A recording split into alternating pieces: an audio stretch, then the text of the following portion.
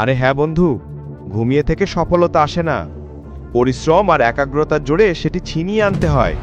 সচিন টেন্ডুলকার তার জীবনে যতবার আউট হয়েছেন, আপনি হয়তো ততবার ক্রিকেট দেখেননি, কিন্তু দিনের শেষে সচিন আজও ক্রিকেটের এক উজ্জ্বল নক্ষত্র।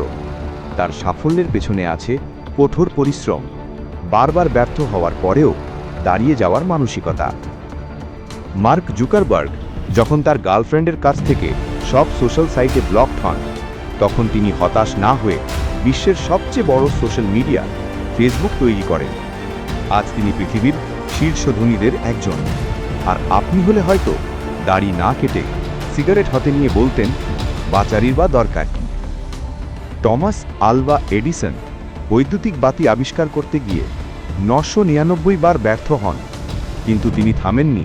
তিনি বলেছিলেন, আমি ব্যর্থ হইনি, আমি 999টি উপায় শিখেছি যেগুলো কাজ করে না। আর আপনি ব্যর্থ হলে নিজেকে জিজ্ঞেস করুন, সফলতার জন্য আর কতবার চেষ্টা করতে রাজি আছেন? রাইট ভ্রাতৃদ্বয় সাইকেল গ্যারেজে কাজ করতে করতে যতবার বিমানের ডিজাইন নিয়ে ব্যর্থ হয়েছেন, আপনি হয়তো ততবার কোনো পাখির ওড়া দেখেননি। তবু তারা হার মানেননি। আজ তাদের কারণেই আকাশের বিমান উঠছে। জীবনের পথে বারবার ব্যর্থতা আসবে, কিন্তু মনে রাখবেন, সৃষ্টিকর্তাকে জানিয়ে দিন, যতদিন সফল না হচ্ছেন আপনি থামবেন না।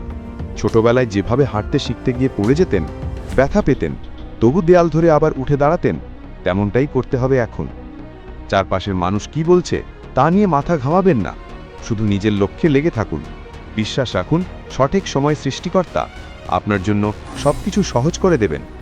যে যাই বলুক, যে যা করুক, আপনি শুধু লেগে থাকুন, বাকিটা সিস্টেম্যাটিক্যালি সৃষ্টিকর্তা আপনাকে দিয়ে দেবেন। নতুন নতুন মোটিভেশন ভিডিও পেতে আমাদের সাথে থাকুন। চ্যানেলটি সাবস্ক্রাইব করুন এবং লাইক, কমেন্ট ও শেয়ার করুন। ধন্যবাদ।